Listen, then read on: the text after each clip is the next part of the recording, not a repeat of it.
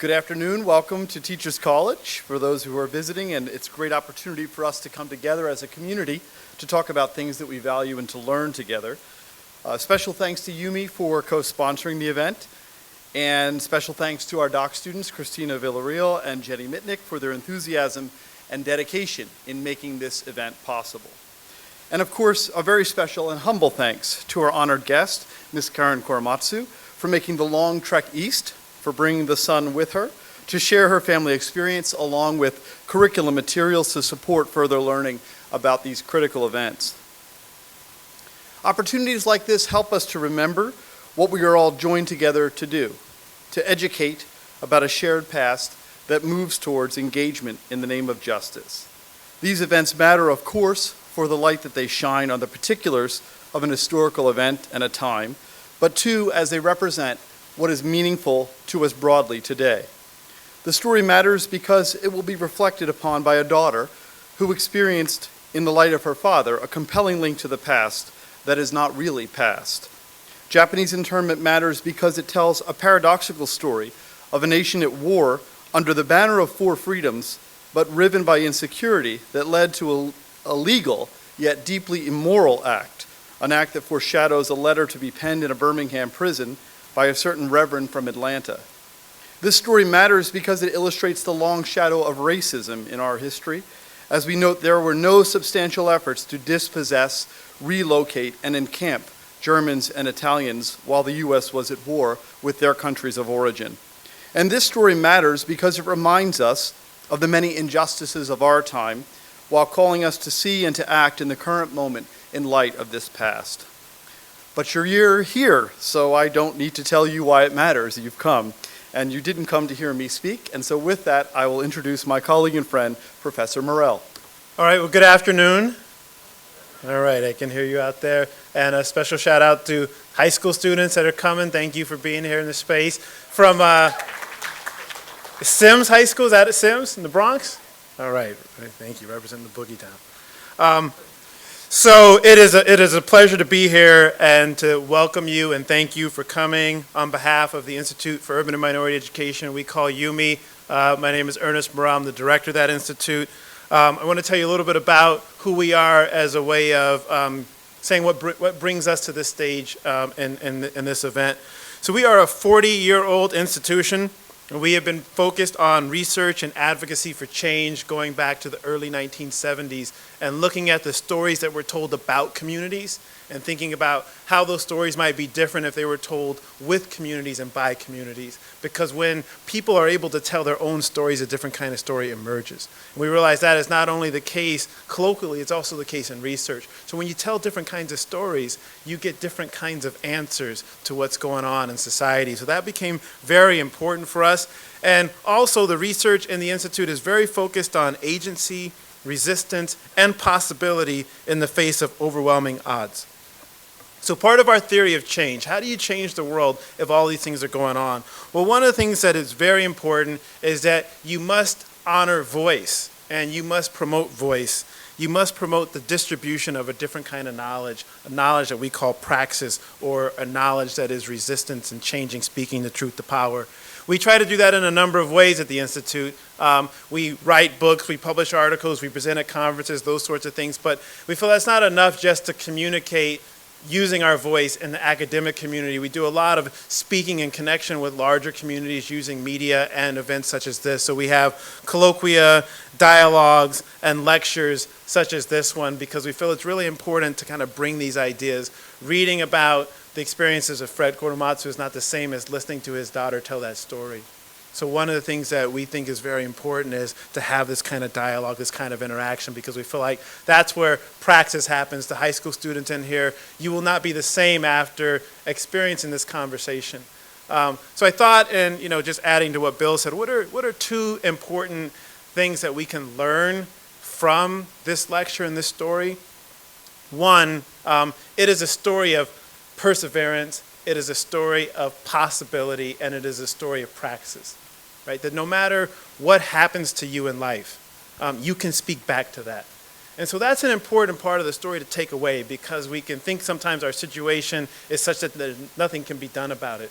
But we would be remiss if we only looked at this as a story of victory and triumph and did not look at what happens when you are silent while others suffer.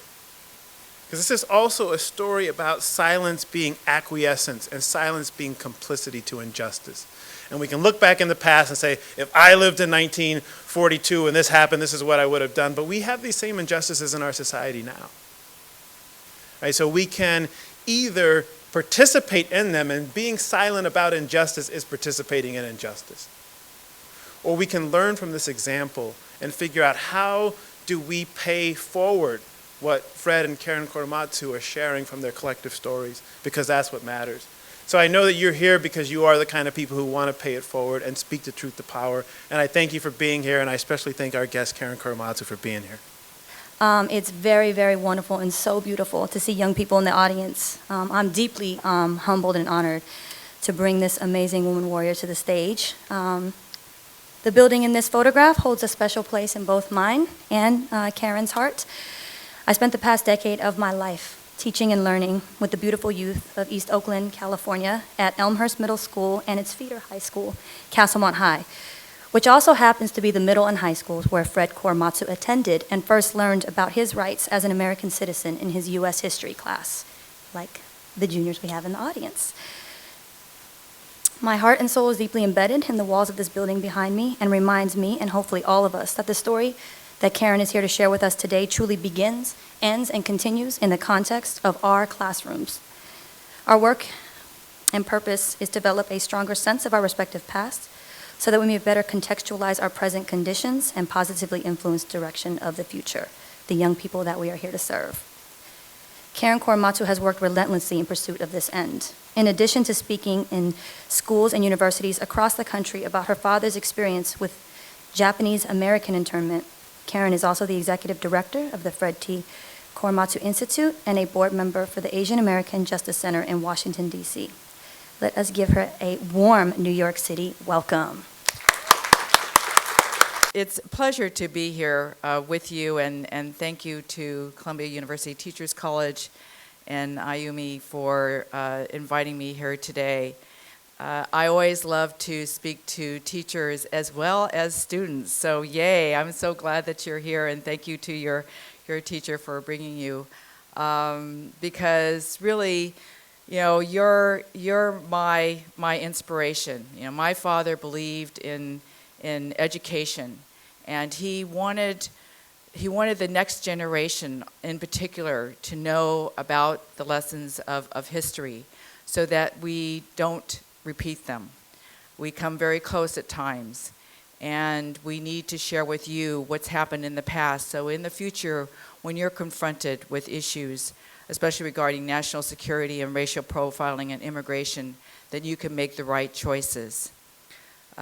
Before I go on speaking to you, I want to show you a short 4-minute clip of the documentary that was actually started by my brother Ken, who is 4 years younger than I am, called Of Civil Wrongs and Rights, the Fred Korematsu Story.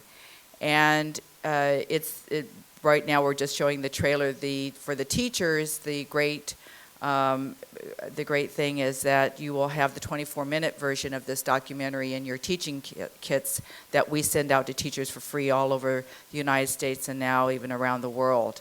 The original 60-minute version took almost 11 years to make. My mother gave that challenge to my brother and said, well, everyone else is making a documentary about, you know, families from the Japanese American internment, why don't you? And, you know, it sounds a little easier than it was back in those days. Now you've got cameras on your cell phone, so it's a little easier now. But because he started off in the director's role, funders didn't think he would be objective enough to tell a true story about his own father. So it took a long time to raise money. And along those kind of 11 years, my father was saying, as you can imagine, your parents saying, you know, when are you going to finish? When are you going to finish? So fortunately, he was able to be there along with my mother for the world premiere in San Francisco in 2000. And in 2002, it received 2 Emmys. So it's an Emmy Award-winning film for Best Director and Best Editing. And so we're very proud of this and hope you will be able to see it. But I wanted you to get a sense of what my father was like. So without further ado.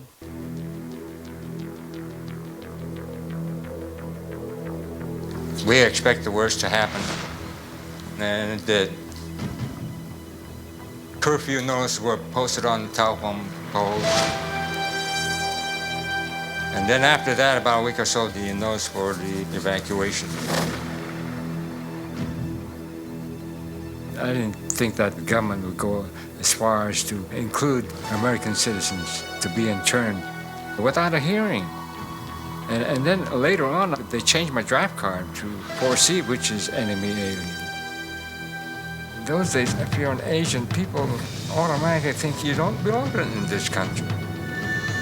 You're not an American. And I thought that was wrong.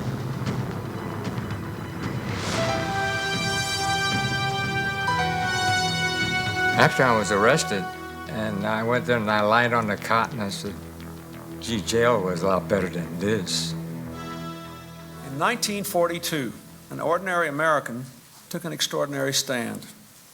Fred Korematsu boldly opposed the forced internment of Japanese Americans during World War II. After being convicted for failing to report for relocation, Mr. Korematsu took his case all the way to the Supreme Court. The High Court ruled against him. Fred Korematsu's case represented the trial that Japanese Americans never had. This was an entire population that, without evidence, without trial, without due process of any kind, were simply swept into internment camps, many losing their property, some even losing their lives. The real significance of Fred's case is that it raised, for the first time, the central issue. Was the internment itself constitutional? It was, I think, for him, a personal shock of recognition. Who am I? Am I an American? What does it mean for me to be an American? If you look at Fred Korematsu, you see a very ordinary man who just wanted to be left alone, but who defied the United States government because he knew it was wrong.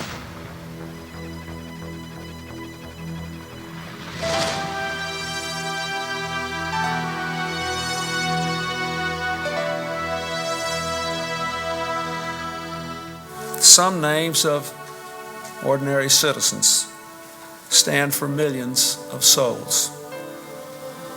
Plessy, Brown, Parks. To that distinguished list, today we add the name of Fred Korematsu.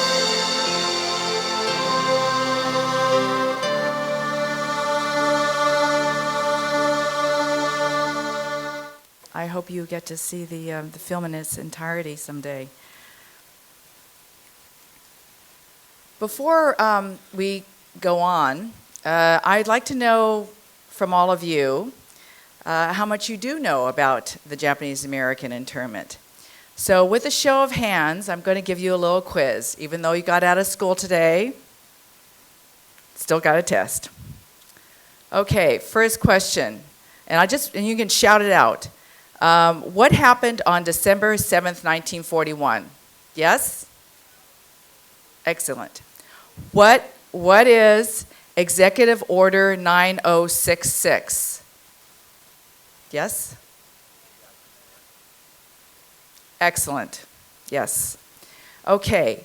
What does it mean when I say between 110,000 to 120,000? Right. So that was a number of people from the West Coast that were forced removed from their homes of Japanese ancestry. And what do I mean by 2/3? Yes, well, 2/3 were Japanese Americans. Specifically, 2/3 were American citizens. So that's very important to remember. And you only had to be 1/16 of Japanese ancestry. So if I had been born at that time, because some people do ask me, were you born in camp? No. I could have been imprisoned along with everyone else. 48 hours. Right, it's not a television show. It's the amount of time that it took, or that the government gave you, to decide what you could take with you, what you had to leave behind, what you could sell, and in some cases, people wanted to give some of their possessions to their neighbors. But a lot of those neighbors didn't think anyone was coming back. So they would use those possessions or sell them. Tan Fran racetrack. Yes? Right. So the racetrack was the one in the Bay Area, the San Francisco Bay Area, where people were sent to first to report. And so they had to live in horse stalls for 2 or 3 months before the permanent internment camps were built across the country. U.S. Supreme Court, 6-3. Yeah, yes? That's right. That's right. It's the decision that the Supreme Court made regarding my father's Supreme Court case in December 1944. Now, the important part of that question is the 6-3, because there are 3 dissenting opinions, meaning it wasn't unanimous. It wasn't a unanimous decision. And 3 of the dissenting opinions are probably the most studied and recognized today. So, in fact, Justice Jackson wrote that regarding my father's Supreme Court case, this lies around like a loaded weapon, ready for anyone with a plausible cause to pick up and use. And in fact, they tried to do that after 9/11, was they cited Korematsu versus United States to possibly round up Arab and Muslim Americans and again put them in American concentration camps. So how far have we come?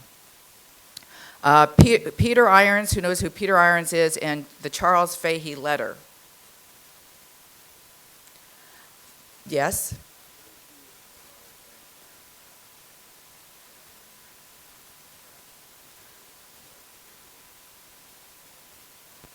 DeWitt. Right.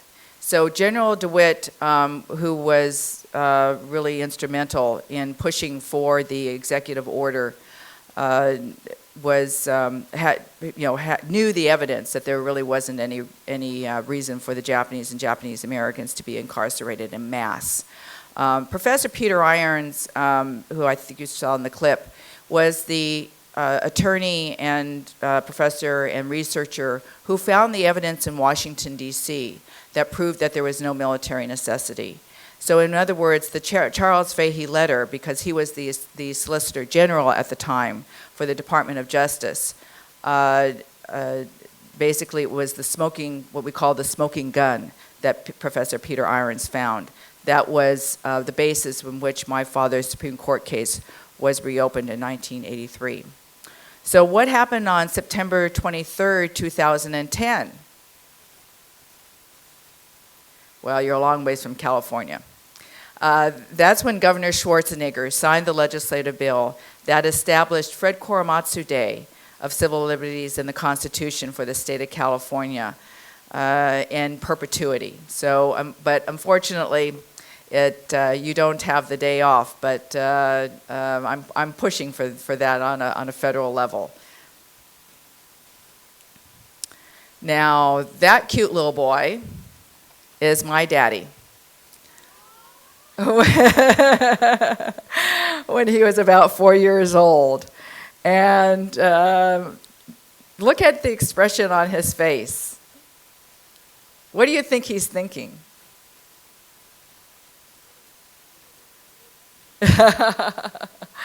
Well, certainly, I don't think in most cases parents say to their children, well, someday you're going to grow up to be an American civil rights hero. But he certainly has a very curious look, I think, on his face. And this is the flower nursery that my grandfather built he was able to buy land. We'll talk about that a little bit later. But he was able to buy land before the Alien Land Law took into effect on August 10th, 1913. And after that time, if you were an immigrant, you couldn't buy land in this country. And so he was able to find some industrial, it was an industrial area of East Oakland in the San Francisco Bay Area, not too far away from Castlemont High School that Christine was telling you about. And he built this house and then built this flower nursery along with my grandmother. And my father was three sons, third son of four boys. And he's the little guy in the front here in this little sailor suit, which I think was kind of a hand-me-down. And so this was my oldest uncle, Uncle High. This was Uncle Harry, who was the second born, who I said was the spare to the heir. And then my Uncle Joe, who was the baby. And certainly in babies and families, when there's that many children, you know, they kind of get away with a lot. So my father was always the third man out, and he was the one, when he got older, that had to do all the weeding and the flower nursery and help with chores. That was my grandfather, and who came over from Japan right before the San Francisco earthquake in 1905. And he first went to the island of Kauai in Hawaii, and worked in the sugarcane fields there before going on to San Francisco. And then my grandmother was actually one of those picture brides that you may have read about, who came over later on. But the families knew each other beforehand, which wasn't always the case. So you fast forward, and talking about Castlemont High School, this is my father's senior picture. And my father was just, you know, like an ordinary high school kid. I mean, he loved sports. He was on the track team and the swim team and a golf club that was off campus, and liked to hang out with his buddies. But he faced discrimination in high school early on. And, you know, with this wonderful head of hair here, which my grandmother actually cut earlier when he was growing up. And then one day my father said to my grandmother, well, he wanted to get his hair cut by a real barber. He was a big boy now, and so back in those days they had barber shops that had these candy cane kind of poles on the outside to designate it as a barber shop. And he goes into a barber shop, and he goes into San Leandro. So San Leandro was a small town next to East Oakland. Mind you, this is California. And he walks in, and the barber says to my father, hey boy, what do you want? And my father said, well, I want to get my hair cut. And he said, we don't cut hair of your kind. Get out of here, and shouts a lot of profanities and calls him names and says, you know, you don't belong here. You go down to Chinatown to get your hair cut. I never want to see you again. So how would you feel if someone said that to you? You would be at first very upset. And he was by himself, so he didn't have anybody to kind of back him up. But he just couldn't believe that somebody would treat him that way. So several months later, he goes back into San Leandro. He was delivering some flowers for my grandfather. And he goes into a diner, and because he's hungry. It's a Saturday, and he wants to get something to eat. So he goes into a diner in San Leandro, and the cook behind the counter says, hey, what do you want? And my father said, well, I want to get something to eat. No, you don't belong here, and shouts out some other profanities. You go down to Chinatown. Get out of here. So when you start experiencing those kind of treatments, you internalize that. And in fact, before Pearl Harbor, there was talk of the draft.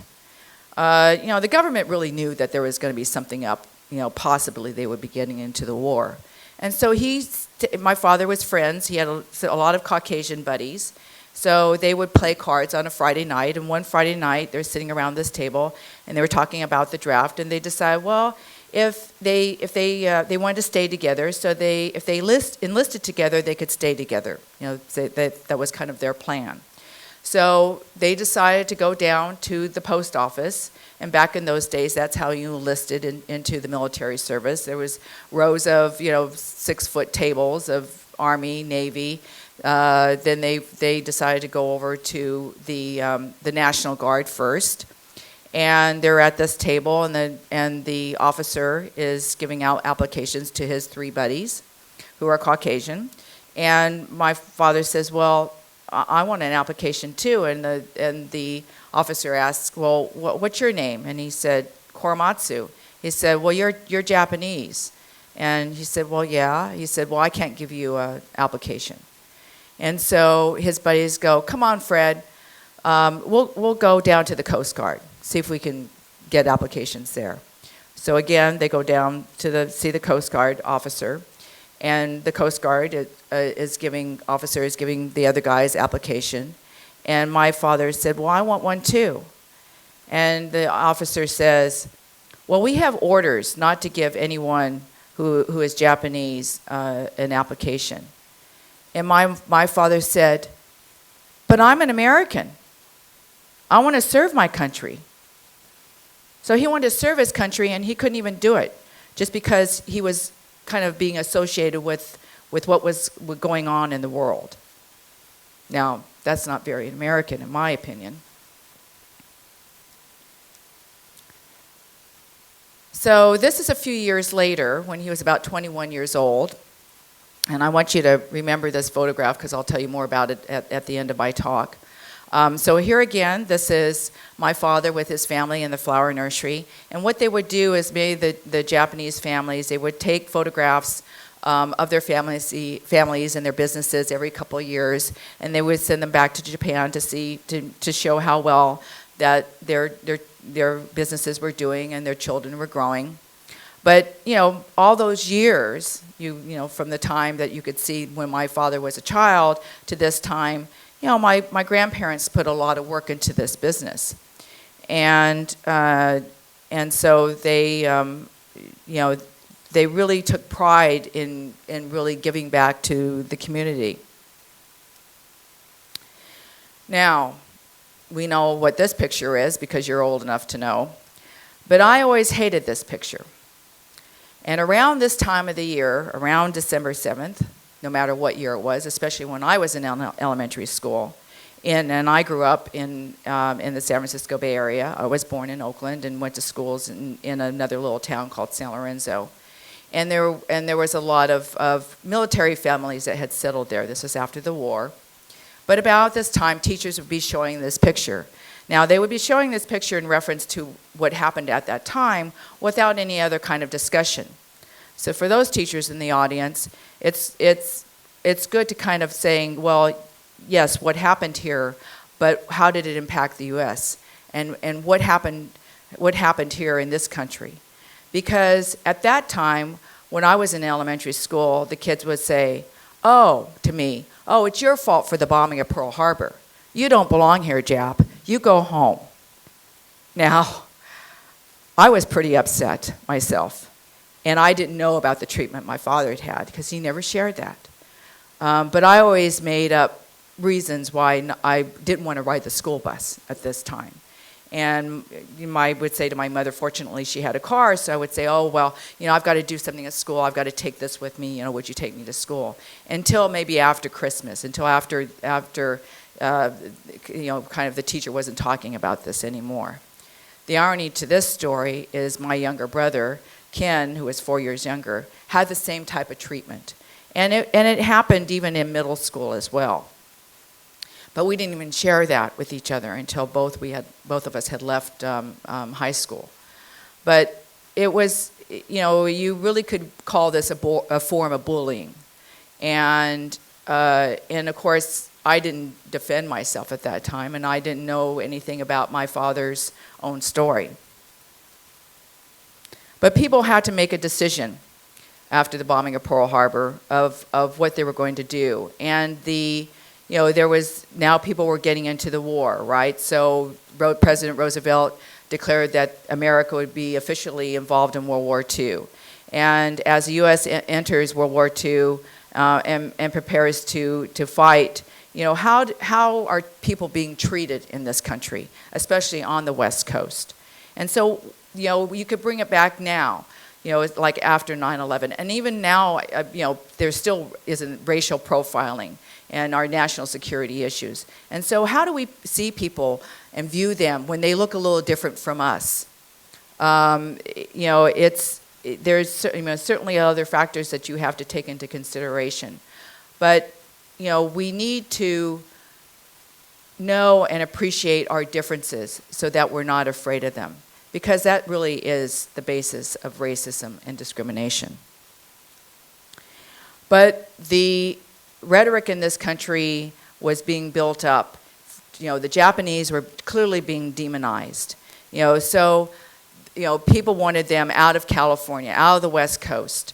Part of the backstory to this was that the Japanese farmers, and people like my grandfather, who had businesses, were doing very well.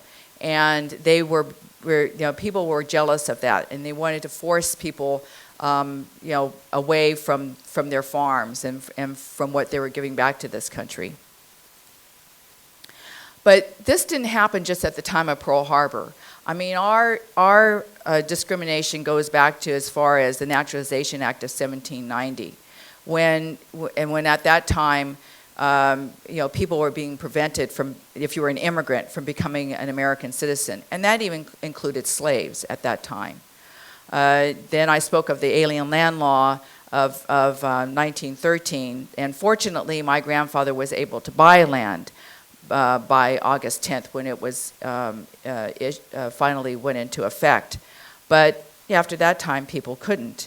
And then there was a Supreme Court case called Ozawa versus the United States, when a Issei in Japanese means first generation, when an Issei man was trying to gain citizenship in this country, but was denied. You couldn't become an American citizen until 1952, and that's when my grandfather became an American citizen. So on February 19th, 1942, with the encouragement of the military, President Roosevelt issued Executive Order 9066, and which gave the military the authority to remove anyone of Japanese ancestry from the West Coast. And so this was the notice. The executive order itself that President Roosevelt issued never actually specifically stated Japanese or people of Japanese ancestry. It was the civilian order that General DeWitt signed at the Presidio in San Francisco that established that. And so signs started going up. This is a sign in Oakland, California. I'm an American. I mean, that really could be the title of my father's story. Because people, were loyal to this country, and they were trying to show their loyalty in different ways. Now, this is a partial map of the United States, and I just want to show you that along the West Coast, so the military orders were from Arizona all the way up to Oregon and through Washington. So this line of demarcation right down the center of those states first was Zone 2, which is on the west.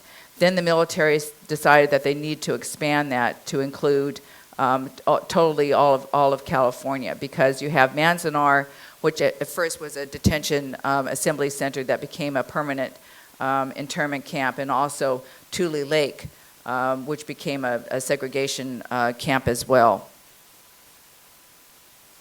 And these circles are the detention assembly centers where people had to report. And if there wasn't a horse stall there, they would find fairgrounds that had horse stalls in them. And they would just whitewash them, and there was dirt on the floor, mattresses of straw, a light bulb. They smelled like manure, even though they had been whitewashed. And in fact, not too long ago, I learned that the people that were in these assembly centers would get their neighbors to bring in bottles of Clorox because they just felt it was so unsanitary. The diamonds then are the 10 internment camps that go as far as you can see to Arkansas.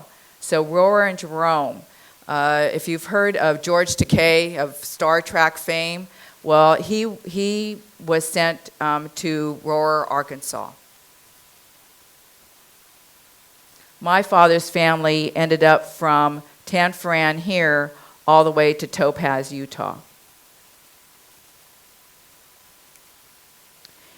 And as I told you, you had a short time, 48 hours or so, maybe longer, depending upon the areas, to put your possessions together. And basically, all you could take with you is what you could carry in two hands, about 50 pounds each. So, you've got your parents have houses, you may have houses, you have a room, and you have to decide what you can take with you. And if you take too much, then you had to leave it along on the sidewalk and you'd never see it again. So in this day and age, they wouldn't allow you to take your computer, your iPod, anything electronic. You'd have to leave it all behind. In fact, for kids, even if they had a baseball bat, they couldn't even take that with them because that could be considered a weapon. So later on, they did able, because they wanted to play sports, send in some sports equipment. But initially, you couldn't take those things with you.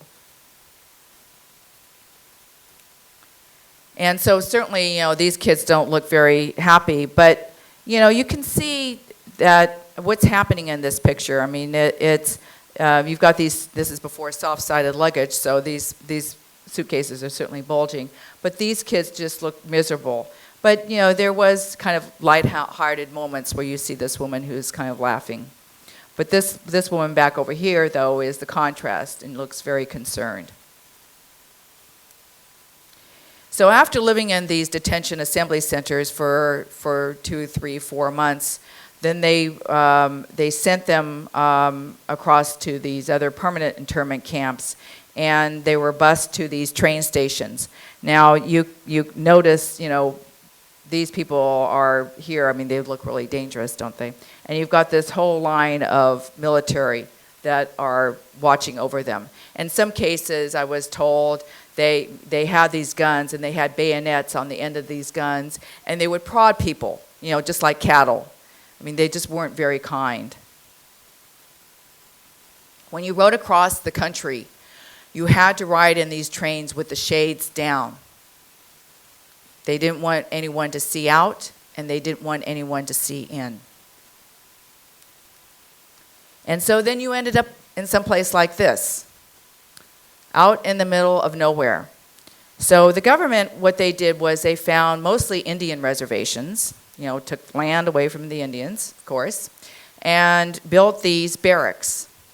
Now, I don't know how you feel, but that doesn't look like a very friendly environment here. No trees, notice. And these barracks house maybe several families. So they would hang rope from one side to the other and then hang like a blanket or a sheet to determine where the families were going to live. And they had to live like that for 3 years or more. These barracks also had latrines. There were open latrines. They were, had one for men, one for women's, no partitions, no privacy. Very humiliating for people like my poor grandmother. If you're a kid, it's not such a big deal. But, and then they had these, mess halls in these barracks. And they didn't make these very well. I mean, these were made out of, wood, tar paper. They weren't insulated. they would, for the mess halls, the slats in the floors in many cases were open. So if they had a windstorm, the sand would just kind of blow up in their food, and then they couldn't even eat their food. And then there wasn't much of it. There was dysentery in the camps. It was, finally they were trying to grow some of their own vegetables. I mean, of course, it's hard to grow anything out in the middle of something like this, but they did try. And it was freezing cold in the wintertime. They would have probably a pot-belly stove on each end, but that was it. No central heating, no air conditioning. So in most places, it was hotter than Hades in the summertime. I mean, we treat animals better than we treated the Japanese and Japanese Americans. And at all these camps, they had these guard towers. Now, they said to the Japanese Americans, we're putting you into these camps for your own protection.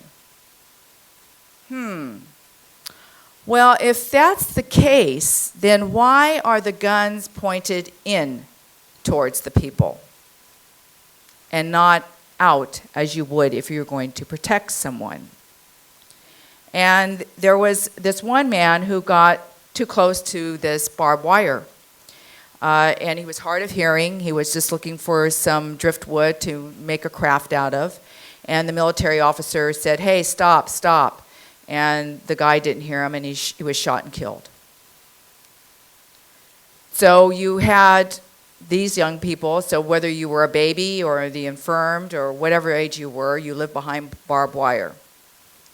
And, it doesn't look like a very fun place to me. But these kids were basically in prison, and they had done nothing wrong. But teachers had to be very resourceful and to create their own classrooms. And so they would have materials sent in, and these are, obviously young people, but they would have create their own lesson plans. Sometimes they were able to recruit a teacher from the outside. I find this kind of interesting because these kids are making models of their own barracks that they lived in. When I was in elementary school, I was making models of adobe missions out of matchboxes. Now, this document here, what is this? Students? The Constitution. That's right. And I'm going to have some of you guys shout out, read the first 3 lines. Louder. Got it. And so what does that mean? That document means about you. And my father learned about the Constitution in high school. So he thought he had civil rights because of this document. But what happened when the executive order was issued by President Roosevelt, the 4th and 14th Amendment was totally denied. So the important point to this is all due process of law was denied to especially American citizens. So they were not charged with a crime. They did not have a hearing. They did not have their day in court. They did not have access to an attorney. And I always find that, especially in the 14th Amendment, when it says here, no state shall make or enforce any law which shall abridge the privileges or immunities of citizens of the United States, nor shall any state deprive any person of life, liberty, or property without due process of law, nor deny of any person within its jurisdiction the equal protection of these laws. Whoops. So, as you saw in the trailer, my father was arrested for avoiding the military orders. He didn't think it was right. He was an American citizen. He didn't think it was right that American citizens should have to be imprisoned without any charges. That much he knew. And so he decided, well, he's just going to carry on with his normal life. He had a girlfriend. She was Italian American, not my mother. My mother would tell you. and try to get work as best he could. But then he would see these headlines on these newspapers, and then it really upset him. He wouldn't even buy a newspaper. And so he finally was arrested. Somebody in San Leandro, he thinks, spotted him. We don't know. He was supposed to meet his girlfriend, who he never saw again. And he was arrested on May 30th, 1942. So not too long after the executive orders were issued to have people forced removed from their homes. And so he first went into a local jail, and they kind of kept moving him around because the military didn't really know what to do with him. And this director from the Northern California affiliate of the ACLU, American Civil Liberties Union, came to my father in San Francisco because he was looking for a test case and asked my father if he would be a test case. And my father said yes, because he felt this was wrong. And so Mr. Bessick said, well, if need be, we'll take this all the way to the Supreme Court. And certainly it reached the Supreme Court. It took almost 2 years. And with the appeals process, it gets kicked back. And in fact, it had reached the Supreme Court several months earlier, but they didn't want to have to make this decision. So they bounced it back to the lower appeals court, but the appeals court said, no, we don't want to deal with this either. So they bounced it back to the Supreme Court. And they did find my father guilty. So he ended up with a federal prison record. That same day, there was another famous Supreme Court case called Endo versus United States, and that had to do with habeas corpus, because it brought to the attention that she was an American citizen and she had no due process was given to her. But the day before, because the military knew that the Supreme Court was going to hear my father's Supreme Court case and Endo's, they made the announcement to close the internment camps. How convenient. So that meant they didn't want the Supreme Court to really show that the military was wrong in this case. And this was Miss Endo here, and this is my father, and this is when these 3 Supreme Court cases, Gorin Hirabayashi, Men Yasui, and my father's case, was reopened in 1983 after they found the evidence. Hirabayashi and Yasui had to do with the curfew. So they intentionally avoided the curfew to get caught. I mean, they were testing, the system, so to speak. Men Yasui was an attorney, and so he was trying to get arrested. And Gorin Hirabayashi was a professor, and also was trying to challenge his military orders. So that's how these were all opened at the same time. Fast forward. This is 1966. My father now has a crew cut, and this is my mother. And the interesting story about this is my mother was born in Greenville, South Carolina. So she came from the South. But my parents met and married in Detroit, Michigan, because towards the end of the war, the military thought, well, what are we going to do with 120,000 people if they all leave at the same time? So the community people were sent in to help people get jobs. You could go east before the end of the war, but you could not go west. And so my father ended up in Detroit, Michigan, to see his brother. My mother there went there to Wayne State University to get her master's, which was kind of unique for back then in those days. And they met and married, which that was still kind of a racial intermarriage. And in fact, when they decided to get married, they could not go back to South Carolina because of the anti-racial marriage laws, and they even could not get married here in California because those laws didn't change until 1948, and they were married in 1946. And this cute little guy here is my younger brother, Ken, who's 4 years younger, and responsible for the documentary, and that's me after summer water skiing. But I found out about my father's Supreme Court case in high school. I was a junior and in my U.S. history class, and my U.S. history teacher had actually assigned paperback books. They were all different subjects to each of my classmates, and we didn't really know what each other was reading. They were small, so we were supposed to read them and then get up in front of the class and give an oral book report. And my friend Maya, who is third generation Japanese Sansei like I am, got up in front of the class one day, and her book was called Concentration Camps USA.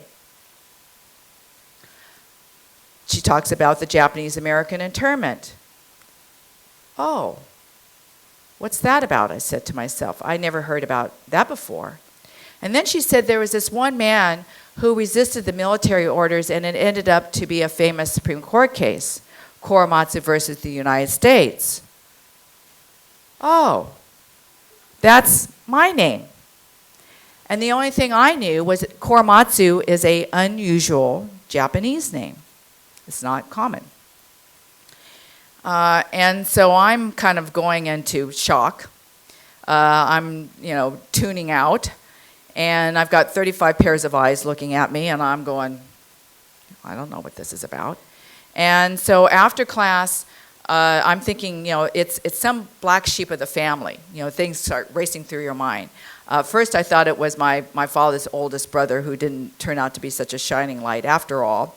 And I knew that my grandfather had a younger brother that was living in the Bay Area before Pearl Harbor, but I don't know what happened to him. So I thought, it was probably one of those two. And then I said to my friend Maya after class, well, what's this about? And she says, well, this is about your dad. No way, I said to her. Somebody would have told me. So I go running home and, confronting my mother and telling her what I found out and jumping up and down. And she goes, yes, this is about your father. I get the standard answer. Well, you'll have to wait till he gets home. So I had to wait several hours because he had not only had my father experienced housing discrimination, but also employment discrimination. And so he worked very, very long hours and sometimes 2 jobs. And so by the time he got home, I was a little calmer, and of course I didn't really shout at my father. And I said, to Daddy, well, what's this about? And he said, basically, it happened a long time ago, and what he did, he felt was right, and the government was wrong. And it was that clear and simple in his mind. And I could see the hurt on his face, and I was so close to my father that I couldn't really ask him any more questions, except I blurted out, well, can you vote? And I'm not sure why I asked that question, except voting was always very important to my parents. It's a privilege that we have in this country that we should not take for granted, because it does count. Our vote does count. And yes, my father could vote, but he couldn't have a government job. And in fact, it wasn't until 2 years later, when he tried to get his California real estate license and was denied, did I kind of understand what a federal prison record meant. He wanted to help other people because he had had housing discrimination.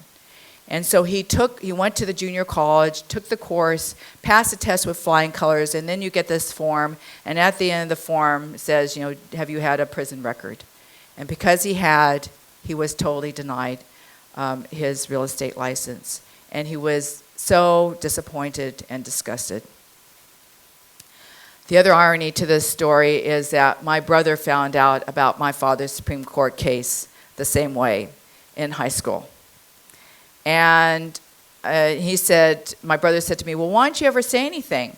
And I said, well, you're busy out, playing with your friends. 4 years is a big difference, playing softball. And in fact, I had asked my father, well, when were you going to tell me? Well, when you get older. I was 16. Well, I am older. You know, when you go to college, well, that's not too far away, like in 2 years. So clearly it was a difficult subject. But not until years later, until my father's case was reopened in 1983, that I found out that I did not have that only experience. That most everyone, and even people today have said, their families did not talk about this experience from their time in these internment camps. That they just wanted to get on with their lives after that. They wanted to prove that they were good citizens, that they wanted to raise their families, to give back to their community. I mean, to my father, that's what being a good American citizen was to give back to your community, and they were involved in all types of service organizations. The announcement of to the world that Korematsu versus the United States is being reopened. This is a press conference in San Francisco. This is Professor Peter Irons that found the evidence. And my father, when he first met these attorneys, turned to Professor Peter Irons, because we all met in my parents' house, and asked Peter, he said, gee, these attorneys look awfully young, like high school students. Are you sure they know what they're doing? And Peter said, yes, Fred, they're some of the finest. And so they had a big stake in it too, because many of their families had been in these internment camps. And so in 1983, in November, it was Judge Marilyn Hall Patel who overturned my father's conviction in federal court. And it set the precedent for the redress and reparations that happened in this country. And on August 10th, 1988, President Reagan signed the Civil Liberties Act of 1988 that was the official apology to anyone that had been incarcerated during World War II. And really that's all that the people wanted. They wanted the apology. So the day in court that my father had, it was packed. It was in the ceremonial courtroom, and it was the day in court that those people that were still surviving never had. And you also got a check for $20,000. But considering most families lost everything, it really was a token. I mean, you don't get the government's attention unless you kind of throw money at them. But what also it created was the Civil Liberties Public Education Fund out of that money, which was for education and trying to change some of the school books. I mean, it wasn't even in my textbooks growing up. And I still find that many of the textbooks don't even have much about the Japanese American internment. And because my father had campaigned for redress, he could have very well just said in 1983, I've been proven right, I just want to be a regular citizen. But in order for this not to happen again, he crisscrossed the country and spoke to groups like you, to universities, and other organizations, students, and for that's when he received the Presidential Medal of Freedom on January 15th, 1998. And I'll tell you a quick story. So that's in January. And the month before, in December, the phone rings in my parents' house. It's early morning. My father was, basically semi-retired. He was trying to do some freelance work. He was a structural draftsman. And my father usually never answers the phone. So the phone rings, and on the other end of the line, the voice says, Mr. Korematsu. And my father says, yes.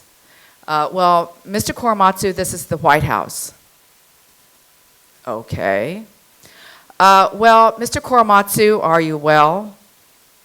Mind you, they just woke him up. It's early in the morning. I'm okay. Well, Mr. Korematsu, President Clinton would like to give you the Presidential Medal of Freedom. Okay. Well, Mr. Korematsu, can you come to the White House on January 15th of next year to receive this honor? I don't know. You'll have to speak to my wife, and hands the phone to my mother. who by that time is awake, thinking, what she's asking, who is this? Who is this? So my mother, the suspicious type, grills this guy for literally an hour. Because you would think, it's like candid camera. If you're going to get some wonderful recognition like the Presidential Medal of Freedom, you might get a letter with a gold seal of the White House saying, congratulations, Mr. Korematsu, No, none of that. And so the White House aide says, well, we'll call you back, Mrs. Korematsu, in another week. By that time, she's kind of believing that this is, for real, and, with some details. And so, you look into your plans, and we'll call you back. So the following week, another aide calls my mother and says, well, have you bought your airline tickets and made a hotel reservation? And my mother said, well, aren't you at least going to be sending an airline ticket for my husband? And what about the hotel? And the aide says, no, Mrs. Korematsu, you all have to make your own arrangements and pay for them. So the lesson here is, if you want the Presidential Medal of Freedom, you better start saving your dimes now, or quarters, because you got to pay your own way, and it's a long way from California to Washington, D.C. So, my mother said, well, let me talk to my husband, and so my mother talks to my father, and you got a kind of glimpse of my father in the film, and he was one of these people that he was, he was an angry person. He never blamed the government. He was never mean. He was the type of person that would give you the shirt off his back if you needed it. And in fact, people took advantage of his kindness. But he could have been very bitter, and he was never bitter at all. But my father was practical. So my father said to my mother, well, just tell the White House aide to tell the president to send the medal to me in the mail, because we can't afford to get there.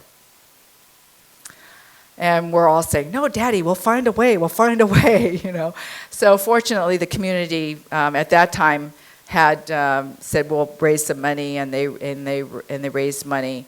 Because before that time, before my father's conviction was overturned, we had never been part of the Japanese American community. In fact, my father had been vilified since day one. From the time in 1942 when he decided not to obey the military orders, when he got to Tanforan and to Topaz, no one wanted anything to do with him, because they thought if they associated with my father, some harm might come to them, and they kind of blamed him in some odd way. And even when his case was going to be reopened, and there was talk about this redress movement, they didn't support my father, because they thought that if he opened his case and he lost, that would hurt their chances. So my father could have very well said, well, forget you, Japanese community, I don't want anything to do with you, because you never supported me. But he never held a grudge, and just took up the fight. And because of that spirit, he ended up being recognized.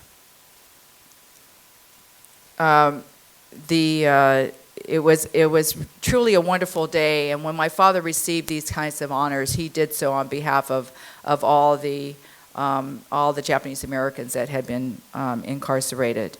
That's kind of a close-up of the medal, and his name's on the back of it. But you know who this is, I assume. It's my father with Rosa Parks. They did meet, and in San Francisco. And I can tell you, Rosa Parks was just as sweet and kind as my father. It was just really kind of unbelievable to have these two, American civil rights icons meet each other with the same types of personalities and the same types of attitude and their fight for peace. They wanted to keep talking and keep sharing their stories because they really believed in not only peace for this country, but world peace. And now my father has passed away, and we have 3 schools that are named after my father. And actually, this one here is been renamed of the elementary school that my father went to in San Leandro with his 3 brothers. So that was really quite an honor. My father knew he was going to have a school named after him, but he didn't know it would be his own elementary school.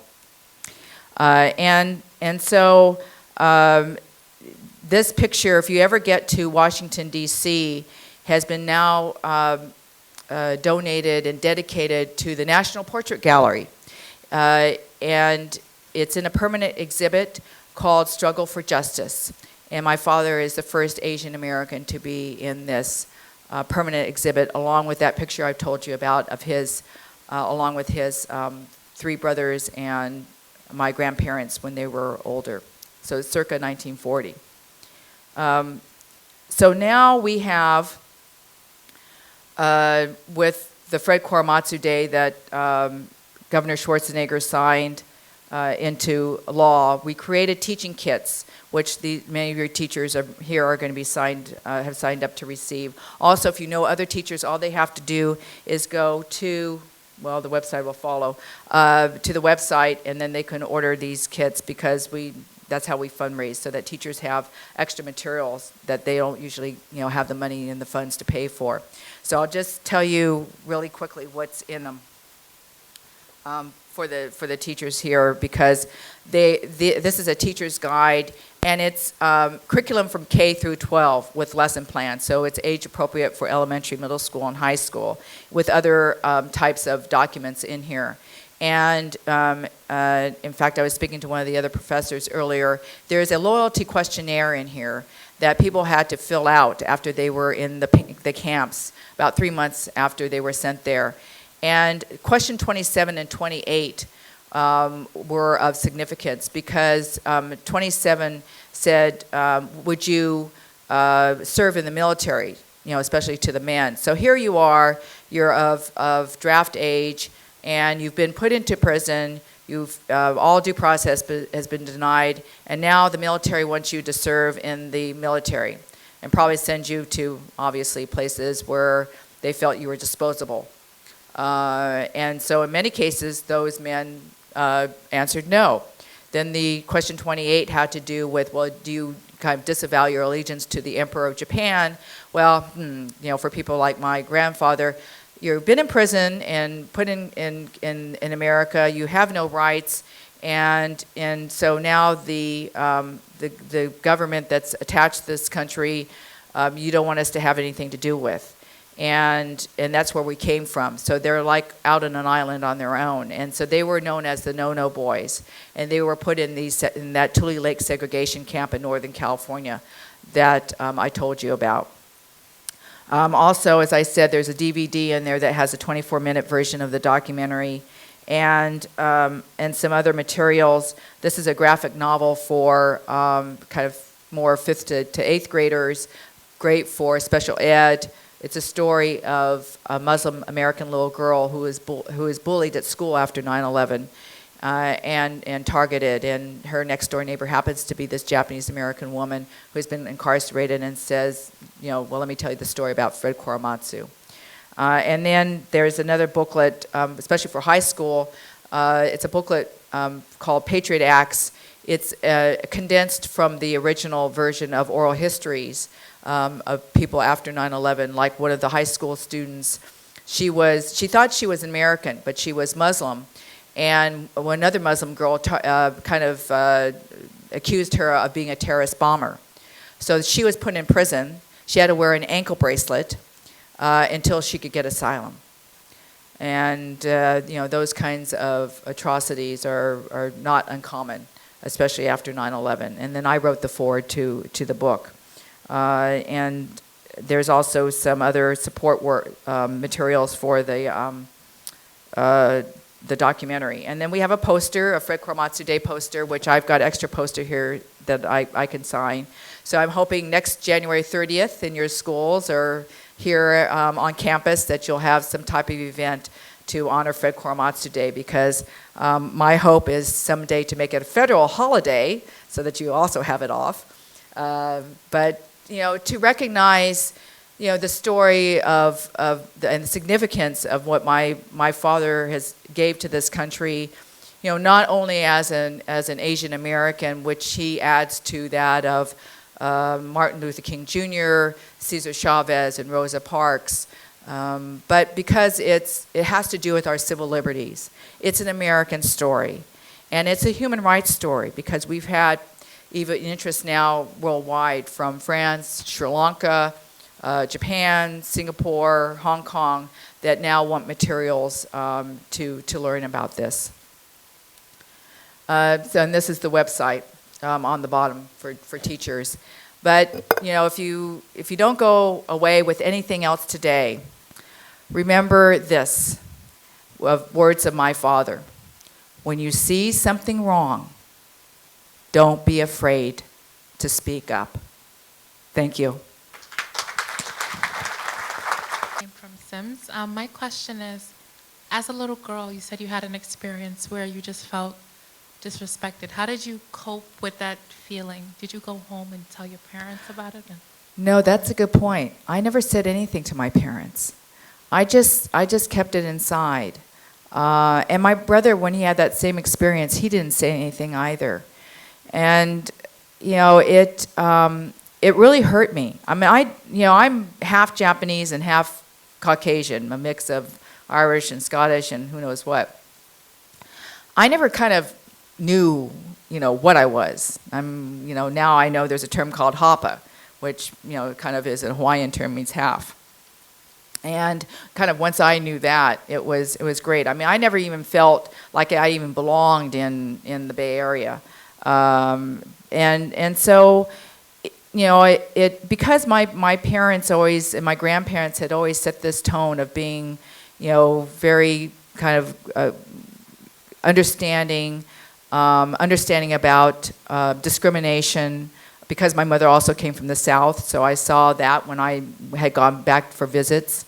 It's something that they supported. I felt bad. I didn't feel like it was my fault, but it bothered me all those years. And really, I never kind of reconciled with it until my father's Supreme Court case was reopened. So then, to find that my father never said anything, and even a lot of the Japanese Americans of his generation didn't say anything, it was also a part of, I guess, the culture.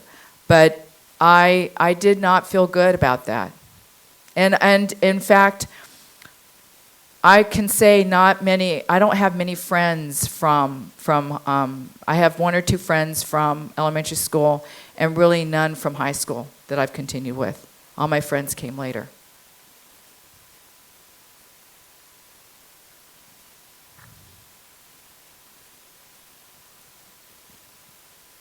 Yes. Hi. So I remember that you had said that your father decided he didn't go along with it. He went and tried to get a job. He met up with his girlfriend. So I was wondering how his parents, your grandparents, if they supported him in that, or if they attempted to do the same things. Good question. No, especially for Japanese American culture, he brought shame. My father brought shame to the family. My grandmother just cried, I was told, and my grandfather was disgusted.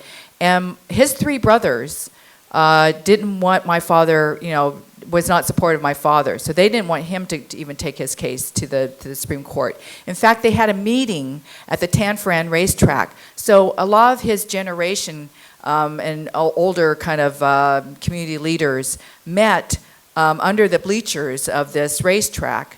Did not include my father, and they were deciding whether or not my father should take his case any further.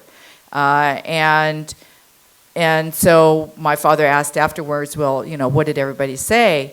And they said, no, Fred, you shouldn't do it. You're just going to cause more problems. But my father, it's if you really believe in yourself, if you believe for the right reasons that something is wrong, and it's wrong for also your community, it takes a lot of guts to just, he wasn't, he always said, don't protest with violence because they won't listen to you. So he wasn't a violent person, he didn't believe in that, but he just believed in right and wrong.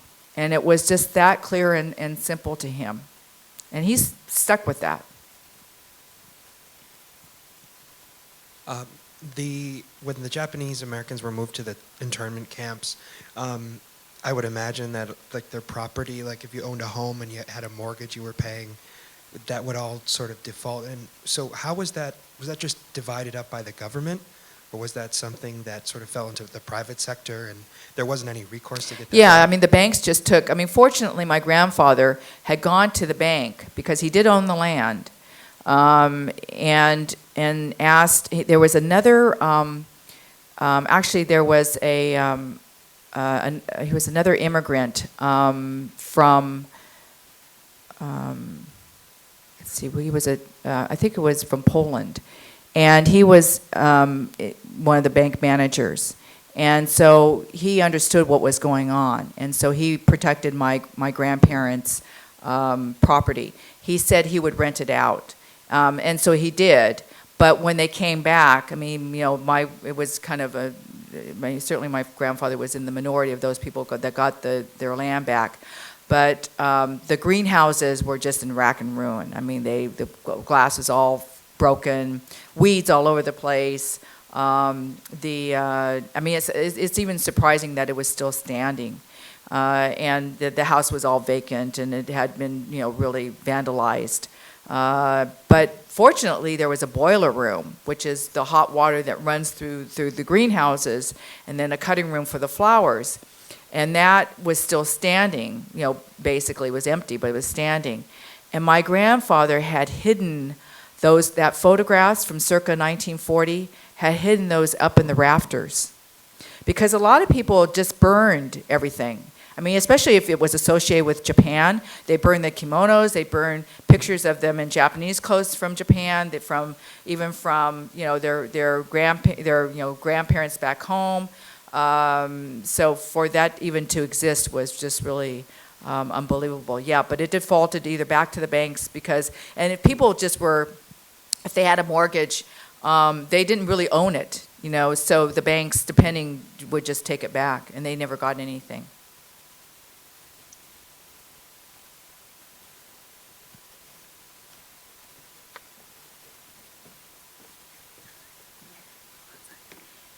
Can we please thank Karen Korematsu one more time?